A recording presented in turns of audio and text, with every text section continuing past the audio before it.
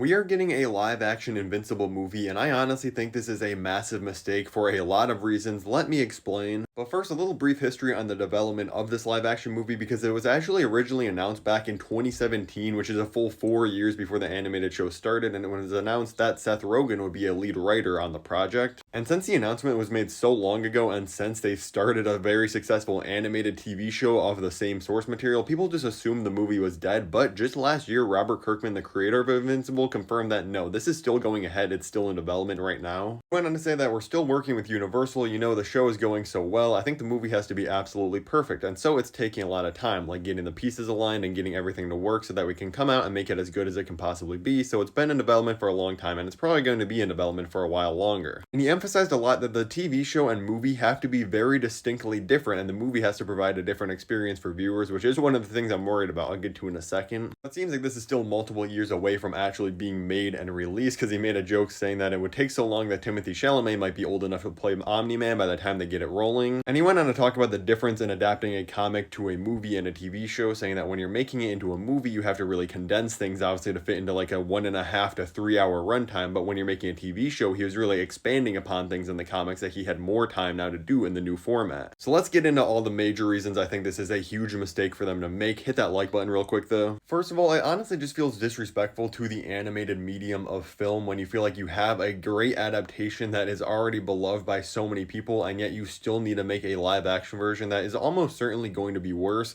We just keep seeing this more and more with Disney remaking all their animated movies, and almost always the animated film is better. Especially when it comes down to like sci-fi, fantasy, superhero type of stories, I feel like animation is honestly the better medium for like 99% of them. Like, yeah, there's some really amazing live action superhero movies, I'm not arguing that, but when you have all these different worlds and huge battles going on, 99% of the time, animation really gives you a lot less limits of what you can do and show on screen. Which leads me right into the second point, is that you already have a huge portion of people that complain about the visuals of the show and the animation itself, and listen, I'll agree that there are some moments where it's very obvious they cheapened out on the animation to save some time on it. And like, yes, I'll admit that the comic definitely has a little bit more sauce in the art style compared to the show, but it's not really fair to compare a show they have to animate for 60 minutes versus still images. But you know what both the show and the comic will look better than guaranteed is a live action version of showing like a CGI Viltrum over some poor green screen. The third point is that if you're ever going to do a remake or a reboot of any property, you're automatically going to be way more scrutinized for all the casting choices, their performances, and their line deliveries, even if they're very good on their own,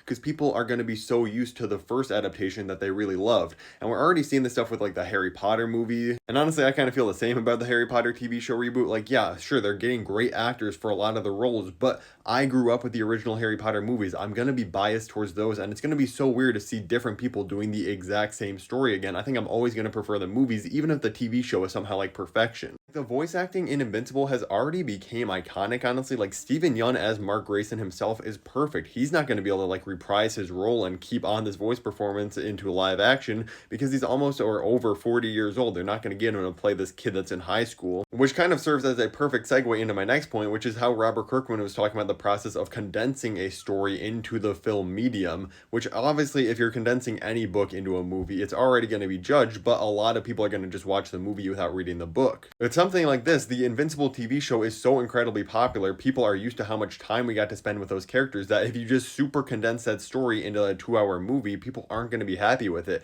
Think of like Rex. In the comics, he barely does anything. I just finished reading Compendium 1. I wouldn't care about Rex at all if I only read the comics, but in the TV show, they have so much more time to make him a great character that you really care about and see him develop along the way. I know he's saying he's going to make the story a little bit unique to the movie and try to make it different in some way, but I'm assuming it would still cover like most of season 1 is what they would make for the movie. Are you telling me that like seeing the reveal of Omni-Man that happens in episode 1 versus when we see Omni-Man versus Mark in the final episode of season 1 is going to hit as hard if you're condensed into like a 2-hour long movie? I don't think it would. Before I get to my next point, which honestly might be the best of the entire video, make sure to drop a like and let me know your thoughts on this in the comments below. Am I overreacting or do you agree with me? The next point is that it simply feels like this is a greedy decision because they want those sweet box office dollars. But the thing is, you could literally make money at the box office with the TV show you already have going. Let me explain. First of all, you can make more just animated tie-ins or prequel origin stories for different heroes or characters in the thing, or maybe like a side spin-off story featuring Invincible doing some like new original thing that they never did in the comics,